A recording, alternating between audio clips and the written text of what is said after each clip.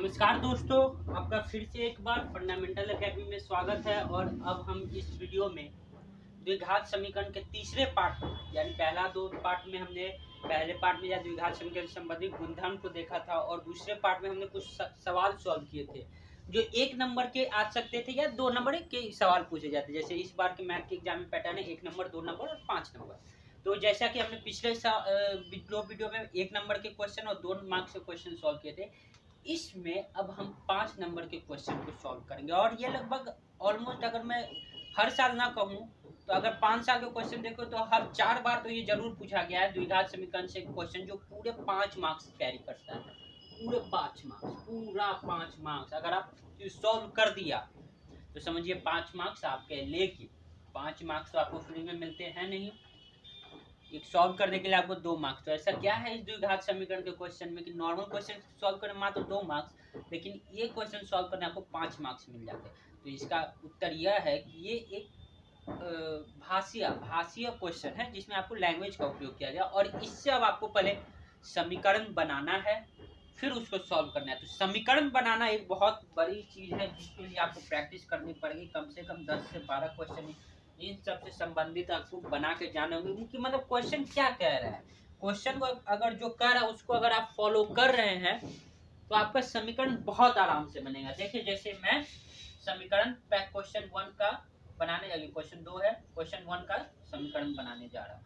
क्या कहा है कि एक समकोण त्रिभुज की ऊंचाई आधार से 7 सेंटीमीटर कम है, यानी ऊंचाई यानी हाइट जो है आधार से 7 सेंटीमीटर यानी बेस से 7 सेंटीमीटर कम है। अगर बेस अगर 10 है तो ऊंचाई मात्र 3 है, मतलब बेस में से 10 3 बेस मतलब आधार में से 7 घटाएंगे तब h आएगा। यानी कितना भी, अगर मान लीजिए 100 है बेस तो उसमें से 7 घटाइए तो 93, तो 93 आपका ऊंचाई होगा।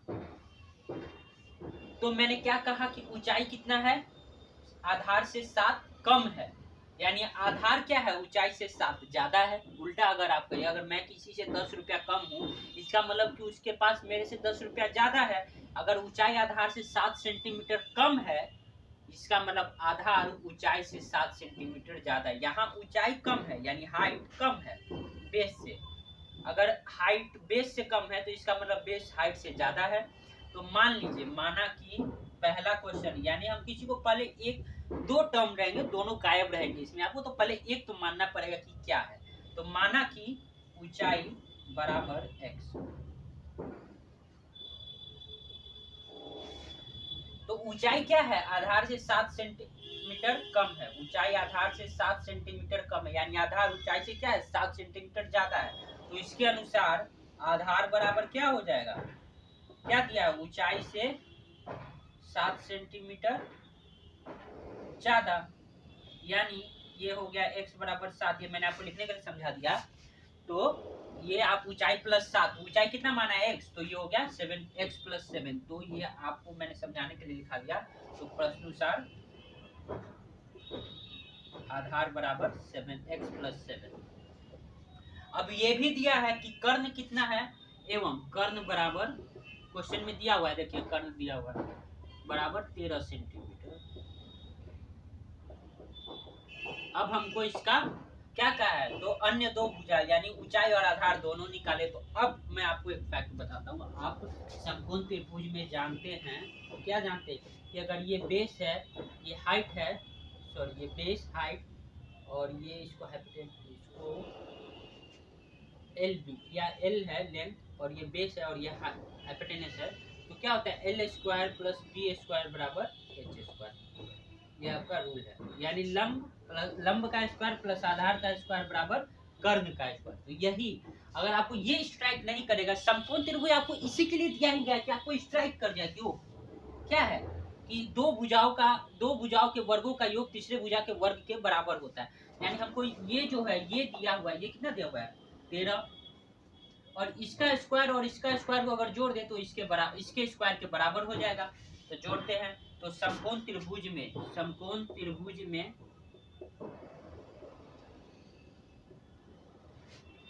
लंब स्क्वायर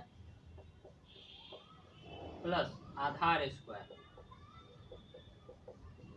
बराबर कर्ण स्क्वायर। ये सभी जानते हैं, ये जो मैंने आपको बताया। तो लंब कितना माना है, यानी ऊंचाई x, तो x का स्क्वायर, आधार कितना हो गया तब 7, x प्लस 7, x प्लस 7 का स्क्वायर बराबर कर्ण कितना हुआ है 13, तो 13 का स्क्वायर कितना होगा 169, यानी चलिए आपको 13 का स्क्वायर कर देते हैं, यहाँ लिख देते हैं। तो ये आपका आ गया समीकरण, आपका बन गया। अब इसको आप नॉर्मल फॉर्म में लिखिए। नॉर्मल फॉर्म में कैसे लिखेंगे आप, तो चलिए मैं आपको उस साइड में आपको बताता हूँ कि नॉर्मल फॉर्म इसमें हमारा हो जाएगा, ज़्यादा करने की जरूरत है नहीं। तो यहाँ से मैं ये यहाँ उठा लिया था सॉल्व करने के लिए, नीचे मुझे झुकना नहीं पड़ेगा।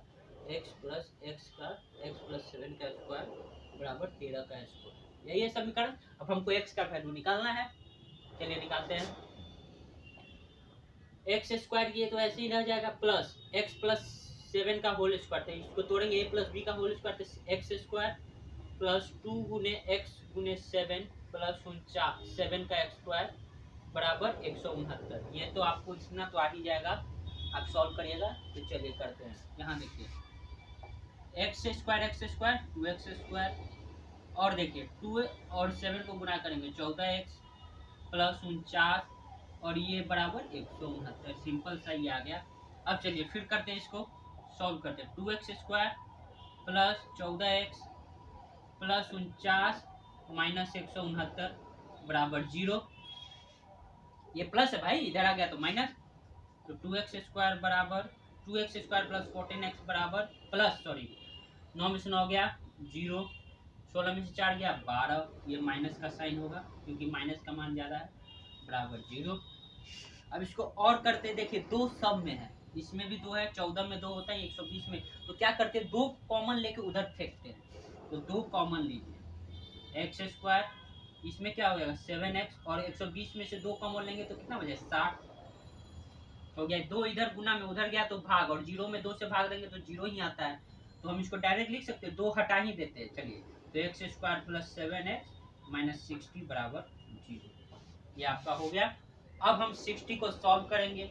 अब देखिए कौन सा ऐसा है 60 को कि गुना भाग करने पर, 60 को ऐसे 2 अंकों में तोड़ना है कि गुना करने पर 60 आए और जोड़ घटाव करने पर 7 आए।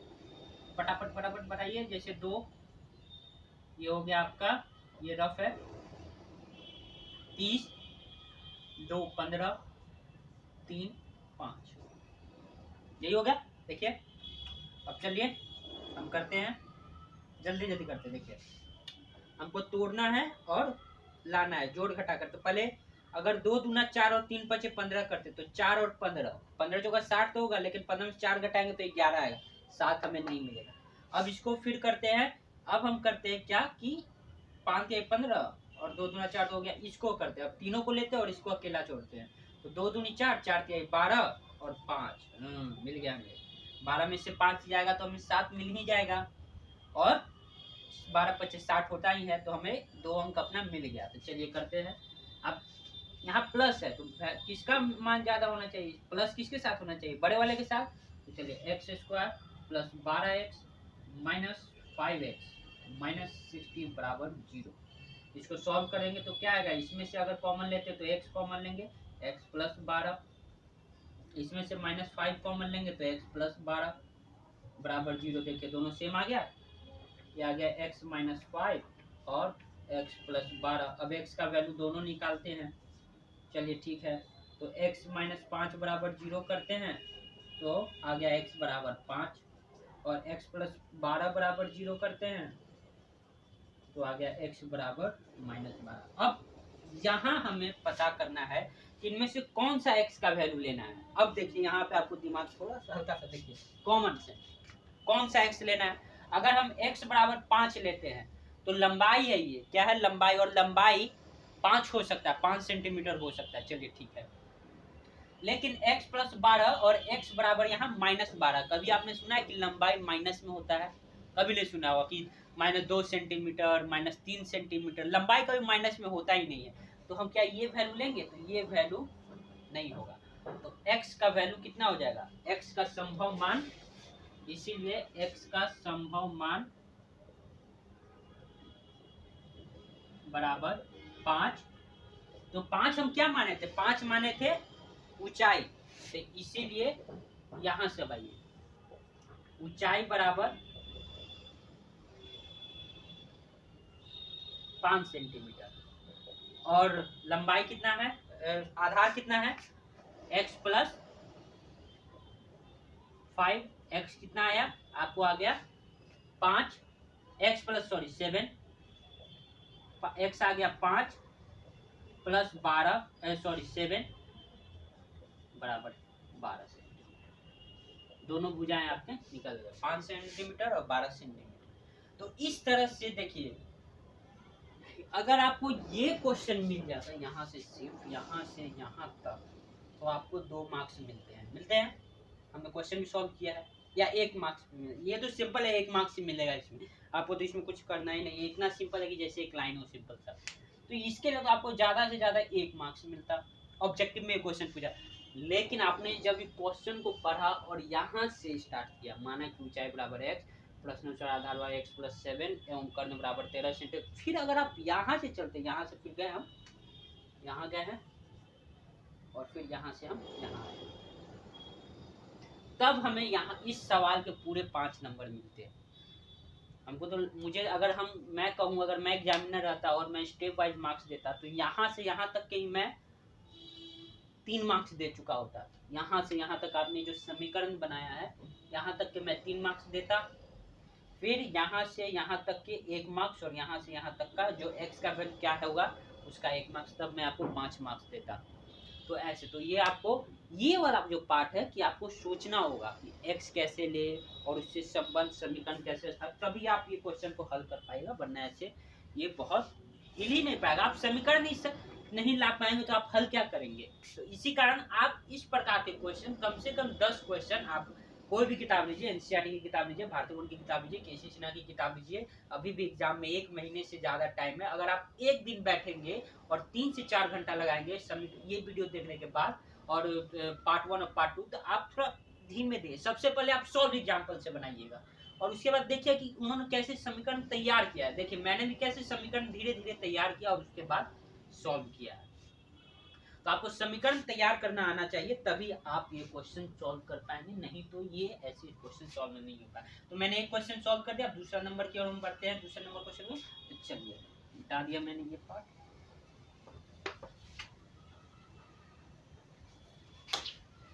ये एक्चुअली दोनों क्वेश्चन एग्जाम में पूछे जा चुके हैं, इसी कारण मैंने यही क्वेश्चन लेना बेहतर समझा, क्योंकि आपको इससे ये भी पता चले कि एग्जाम में सवाल किस प्रकार के आते हैं और उनका पैटर्न क्या रहता है।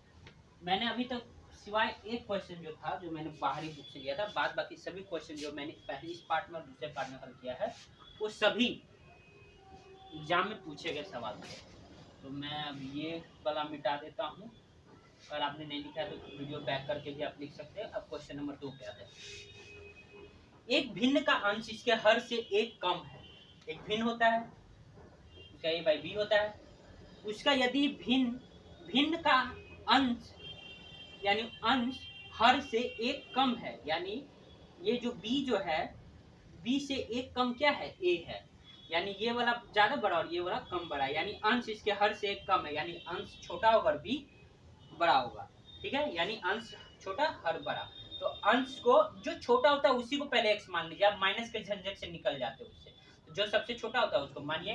तो चलिए, माना कि पहले हम क्वेश्चन धीरे धीरे पढ़ते जाते हैं। चलिए, माना कि अंश बराबर x, तो क्या है, अंश जो है हर से 1 कम है, यानी हर अंश से 1 ज्यादा है, तो इसीलिए हर बराबर x प्लस 1। तो भिन्न क्या हो जाएगा, भिन्न जो होगा वो हो जाएगा x बाई एक्स प्लस 1, यही होगा, सिंपल सा। अंश हमने मान लिया x और हर मान लिया x प्लस 1। अब इसमें यहाँ तक का तो काम हो गया। यदि भिन्न के अंश और हर दोनों में 3 जोड़ दिया जाए, क्या कहा है, यदि भिन्न के अंश और हर दोनों में 3 जोड़ दिया जाए तो भिन्न 3/28 बढ़ जाता है। यानी कहने का मतलब है कि चलिए हम दोनों अंश और हर को जोड़ते हैं, तो अंश में भी हर जोड़ दिए, अंश में भी 3 जोड़ते और हर में भी 3 जोड़ते, तो नया भिन्न क्या होगा, नया भिन्न क्या हो जाएगा आपका, नया भिन्न जो होगा, अंश में जोड़िए 3 तो x प्लस 3, और हर में 3 जोड़िए, सब में जोड़ना पड़ेगा, काम क्वेश्चन जो बोला है वो तो करना ही पड़ेगा। इस सवाल का यही मतलब, जो क्वेश्चन बोला आप चुपचाप शांत गाय की तरह करते जाइए, नहीं तो ये क्वेश्चन आपको बहुत बुरी तरीके से 5 नंबर का क्वेश्चन होता है। आप समझ सकते हैं कि अगर आपने सिर्फ कहाँ मान लिया तो आपको 5 मार्क्स ऐसे ही मिल रहा है। तो देखिए मैंने क्या किया, जोड़ दिया, तो नया भिन्न ये हो गया। अब यहाँ तक का जोड़ दिया, ठीक है। तो भिन्न 3/28 बढ़ जाता है, यानी ये जो है क्या हुआ कि ये जो भिन्न था इसमें 3/28 और बढ़ जाता है। क्या हो जाता है, बढ़ जाता है। तो चलिए बढ़ाते हैं इसको, यानी कि ये जो है, अब ये जो है इससे 3/28 कम है, यानी अगर इसमें 3/28 जोड़ देंगे तो इसके बराबर हो जाएगा। तो चलिए जोड़ते हैं। तो x बाई एक्स प्लस 1 बराबर x प्लस 28/3, तो जो 3/28 तो जोड़िए आप, 3/28 जोड़ दिया, ये हो गया x प्लस 3/x+4, सिंपल सा हो गया। अब क्या करना है हमें, अब इसको सॉल्व करना है हमें। सॉल्व कैसे करेंगे तो देखिए, चलिए सॉल्व कर दे, सॉल्व किए बिना तो होगा नहीं। तो मैं ये वाला पार्ट यहाँ लिख, अब मैं क्वेश्चन मिटा ही देता हूँ, क्वेश्चन अब लिखने का, क्योंकि क्वेश्चन का हमें काम हो गया। 3/28 बढ़ जाता, अब फिर ज्ञात करना है, तो फिर हम ज्ञात करते हैं। चलिए ये मैंने क्वेश्चन मिटा दिया। अब ये वाला पार्ट मैं यहाँ लेके आता हूँ ताकि आपको समीकरण, एक अच्छा सा समीकरण मिल जाए अच्छे से। तो x यहाँ से, चलिए आपको तीर बना देता हूँ, रास्ता दिखा देता हूँ। यहाँ आ गया x प्लस 1 प्लस 3/28 बराबर x प्लस 3/x प्लस 4। इसको करिए, सॉल्व करिए, तो x प्लस 1 और 28, इसको हो गया तो 28x, और ये x 3x और प्लस 3 बराबर x प्लस 3 और x प्लस 4, सिंपल सा बात है। अब इसको करेंगे तो ये आ गया 31x प्लस 3, और ये आ गया x प्लस 1 और ये 28 बराबर x प्लस 3 और x प्लस 4। अब हमको क्या करना है, मानक रूप में लाना। मानक रूप में कैसे लाएंगे, जब ये दोनों को आपस में हम गुना कर देते, तो गुना करिए। आपको सवाल 5 नंबर का है तो इसीलिए आपको प्रोसेस में तो करना ही पड़ेगा। सवाल जो बोला है वो आपको, आपका एक बाप इतना कैसे होगा, तो ये आपको करना ही होगा, नहीं तो आपको पूरे 5 मार्क्स तो नहीं मिलने वाले। अगर एग्जामिनर बहुत कठोर रहा तो वो आपको 0 मार्क्स भी दे दे कि बच्चे ने तो आंसर ही नहीं लाया। कुछ कुछ टीचर होते हैं जो आपको स्टेप मार्क्स नहीं कंसीडर करते, वो डायरेक्ट बोल देते हैं कि नहीं है। अब चलिए इसको गुना करते हैं फटाफट, इसको सबसे सरल रूप में लाते हैं। x को x से गुना किया तो 31x², x को 3 से गुना किया तो 3x। अब इसको इससे गुना करते थे 31 प्लस 124x और 4 के 12। कोई दिक्कत, x को 31x से गुना के 31x बाय x को फिर 3 से तो 3x, 4 को 3 तो 4 एकम 4, 4 के 12, 5 24 12, ये हो गया। अब इधर चलिए गुना करते 28 कॉमन ले लिए, 28 कॉमन ले लिए। x को x से गुना करते तो x² प्लस x को 1 से गुना करते x, 3 को x से गुना करते 3x प्लस 3, हो गया। ये हो गया 31x, तो ये हो गया 31x² प्लस 3x और 124x कितना होगा 127x प्लस 12 बराबर 28x²। अब इनके इसको अंदर वाला पार्ट करिए, x² प्लस 4x प्लस 3। अब मैं क्या करूँ, यहाँ से मैं मिटा देता हूँ ताकि आपको हमें भी जगह मिल जाए। तो आप फिर से आप लिख चुके होंगे, यहाँ तक आप लिख लीजिए जल्दी जल्दी। पहले यहाँ से गए हैं, फिर यहाँ गए हैं, फिर यहाँ गए हैं, और फिर यहाँ से यहाँ गए। जल्दी जल्दी आप स्क्रीनशॉट ले लीजिए या आप वीडियो रिवाइंड करके भी देख सकते हैं। तो अब मैं चलता हूँ, मैं ये पार्ट आपका मिटा रहा हूँ। चलिए मिटा दिया मैंने। अब चलिए करते हैं काम। ये हो गया 31x² प्लस 127x प्लस 12 बराबर 28x²।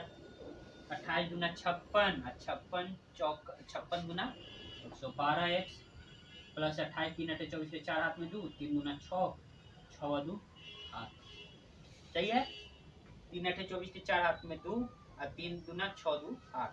ये अब चलिए सरल करते हैं, इसको यहाँ ले आए तो 31x² में से 28x² घट गया, प्लस 127x में से ये इधर आया तो 112x घट गया, और प्लस 12 माइनस 84 बराबर 0। इधर कुछ नहीं बचा।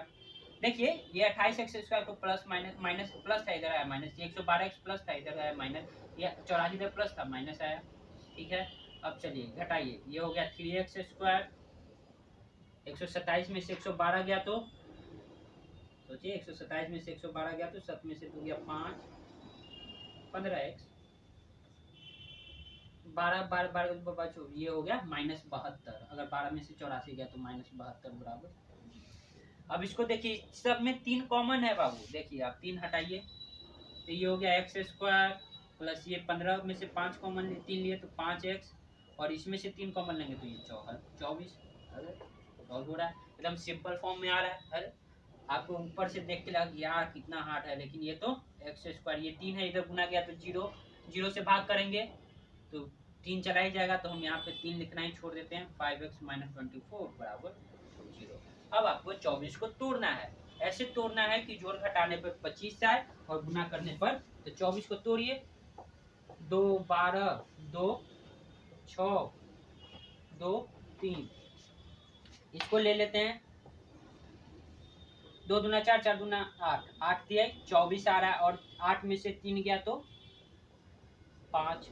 सही है, पहले ही चांस में आ गया। तो 8 में से, अब देखिए यहाँ प्लस है बाबू, तो कौन सा लेंगे वैल्यू? अगर 8 और 3 में जोड़ेंगे तो बड़ा का मान प्लस के साथ रखेंगे। तो ये हो गया x² plus 8x minus 3x minus 24 बराबर 0। ये आप कॉमन लीजिए, x कॉमन है तो x प्लस 8, इसमें से -3 कॉमन लीजिए, x प्लस 8 बराबर 0। x - 3 और x प्लस 8 बराबर 0। ठीक है, तो ये आ गया आपका x - 3 बराबर, अगर 0 करते हैं तो x1 बराबर, x आ गया आपका 3, और x बराबर प्लस 8 करते हैं, 0 करते हैं तो x बराबर -8। x के आपको 2 वैल्यू आ गए। तो अब हम क्या करेंगे, चलिए अब कौन सा x का वैल्यू हम लेंगे? तो अगर लेते हैं इसमें x बराबर 3 लेते हैं, और इस कंडीशन में अगर आप भरते हैं तो सेटिस्फाई करेगा। अगर आप x बराबर -8 लेते हैं तो लीजिए, अगर -8 तो यानी हर बराबर -8 है, ये माइनस तो -7, अगर आप इसमें जोड़ेंगे तो वो वाला कंडीशन आपको सेटिस्फाई ना करेगा। तो इसी कारण x का बराबर 3 लेते हैं, x का -8 नहीं लेते। आपको ये लिखना पड़ेगा वहाँ पे कि हमने x का वैल्यू 3 क्यों लिया है। तो क्यों लिया है? क्योंकि अगर वैल्यू ये सेटिस्फाई नहीं कर और ये सेटिस्फाई करेगा। तो चलिए, तो x बराबर 3 लेने पर अंश क्या हो गया? अंश क्या माना था? तो डिवाइड करिए, कॉपी में आपके होगा अगर आपने लिखा हुआ। अंश बराबर x बराबर 3, और हर क्या माना था? x प्लस 1 ज्यादा था, तो ये हो गया 3 + 1 बराबर 4। तो भिन्न क्या हो गया? अंश बटा हर। चलिए, भिन्न बराबर 3/4 आपका आंसर। ये है आपका 5 मार्क्स का। वो अगर जो इससे पिछले वाला था वो कभी 3 कभी 5 हो जाए, लेकिन ये भैया ये तो हमेशा 5 ही मार्क्स से आपसे पूछे जाएंगे, और ये आपको बताना पड़ेगा। मतलब कहने का मतलब कि आपको क्वेश्चन फॉलो करना होगा, उसके बाद आपको सॉल्व कर, शायद एक पेज लग जाए आपको, लेकिन अगर आपको दिमाग खुला रखना, वो आप प्लस माइनस कहीं भी इधर गड़बड़ नहीं कर सकते। अगर आपने प्लस माइनस गड़बड़ किया तो आपको आंसर नहीं मिलने वाला है। तो चलिए, आज तक के लिए इतना ही। और द्विघात समीकरण मैं समझता हूँ 2 क्वेश्चन इधर सॉल्व कर दिया है। तो अब मुझे लगता है इससे इतर क्वेश्चन, मतलब इस टाइप से बाहर का क्वेश्चन अब नहीं आ सकता। मतलब ये मैं ये नहीं कह रहा कि इसी टाइप का एक वो भंज और वो वाला आएगा, लेकिन आपको सवाल पूछे जा सकते हैं। आप सवाल चाहे तो हमसे कमेंट में पूछ दीजिए, कमेंट में आप नीचे टाइप कर दीजिए, हम कोशिश करेंगे आपको, या अगर आप टेलीग्राम में अगर पूछते हैं सवाल तो हम आपको आंसर जरूर मुहैया कराएंगे और आपको एक्सप्लेनेशन भी देंगे। तब तक के लिए जय हिंद, धन्यवाद।